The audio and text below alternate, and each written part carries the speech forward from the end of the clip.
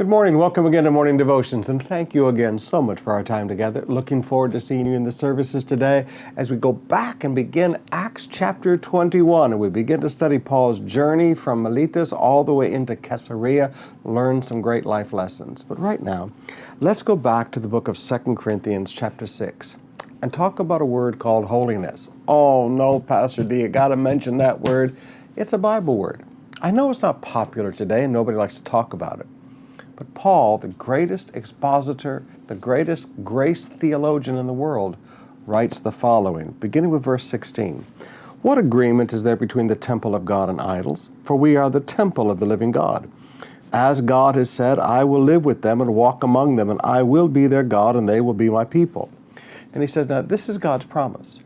Therefore, come out from them and be separate. Touch no unclean thing, and I will receive you. I will be a father to you, and you will be my sons and daughters, says the Lord Almighty. Since we have these promises, dear friends, let us purify ourselves from everything that contaminates body and spirit, perfecting holiness out of reverence for God. Since we have this promise of His presence, this promise of Him walking among us, He said, let's learn to perfect holiness. Perfect holiness of your body, treating your body with holiness, not getting involved in sexual immorality or drunkenness, perfecting holiness of your spirit, your inner being. He said, you're going to have to understand that because you have this promise of God walking among us, you have a responsibility because, there's no agreement between the temple of God and idols. He said, because God walks among us, you have to learn to come out and be separate. There is separation needed in relationship. Let me say that again. There is separation needed in order to establish and maintain a relationship. When a man and a woman come together and make their vows, they've made beautiful promises to one another.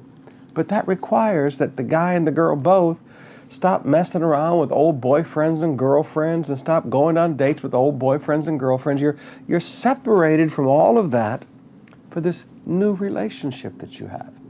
In the same way, before we lived in sin and all kinds of filth, and now that God has accepted us as His children and He walks among us and He lives among us, we walk away from all that sin. We walk away from all those things that contaminate our body and contaminate our spirit. And we perfect holiness. We perfect holiness out of reverence or respect. Because we respect God, we live a holy life.